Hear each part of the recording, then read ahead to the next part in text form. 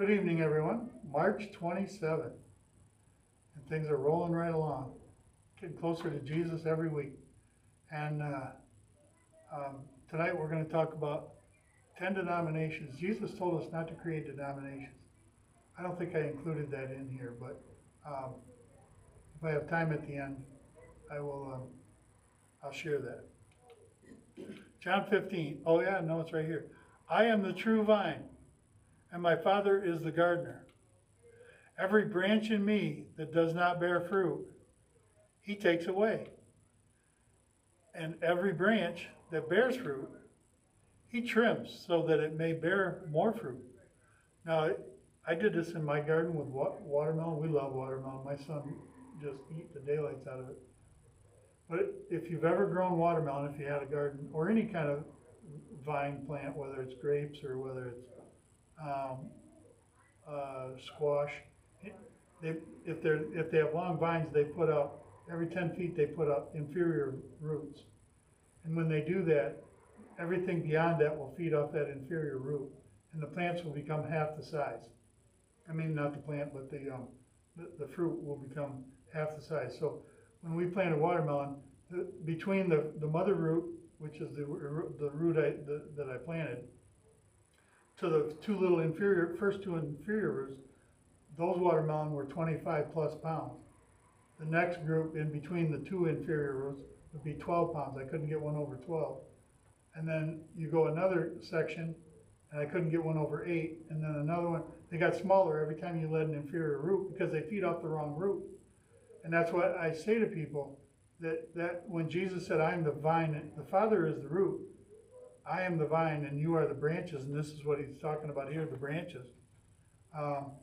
That these branches cannot feed themselves. But when you pick up an inferior root, and I'm not going to apologize for this, a John Calvin or a Martin Luther, those are inferior roots. They're not Jesus. But I've been in Bible studies where people will argue with me about Scripture and they don't believe what my interpretation. I said, look, all I did was quote Jesus. And they say, yeah, but I believe this. And I said, we've been here an hour, and I've quoted Jesus 12 times. And to argue against what Jesus said, you quoted Calvin or you quoted Luther 12 times. I said, you worship the wrong JC. I don't know what else to say.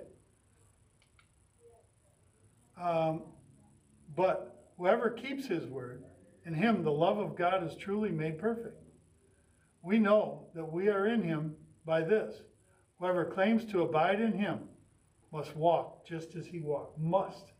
You are enslaved to do that. Actually, the word ophil in Greek means someone who is, it's the same word as a borrower is slave to the lender.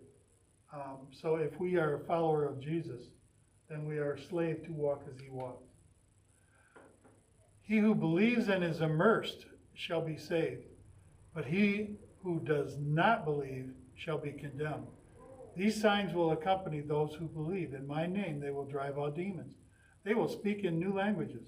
They will handle snakes, and if they drink anything deadly, it will not harm them. They will lay hands on the sick, and they will get well. I want to be like that. I want to follow Jesus. There is no other way. Why would we take something less?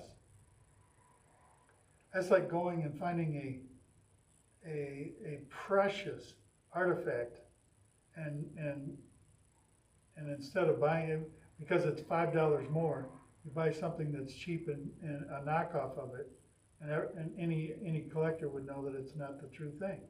If I'm going to act like I'm a follower of Jesus and I don't do those things, I'm just a knockoff. I'm not the real thing as far as following goes. I'm not saying you're going to hell. Again, you'll hear me all the time. That's above my pay grade. But you're not the follower. So I appreciate everybody tuning in. Please tell people where we're at. StreetlightGR.com, Facebook, YouTube at Streetlight Bible Study 4006. Be blessed and always be a blessing to others. Thank you very much.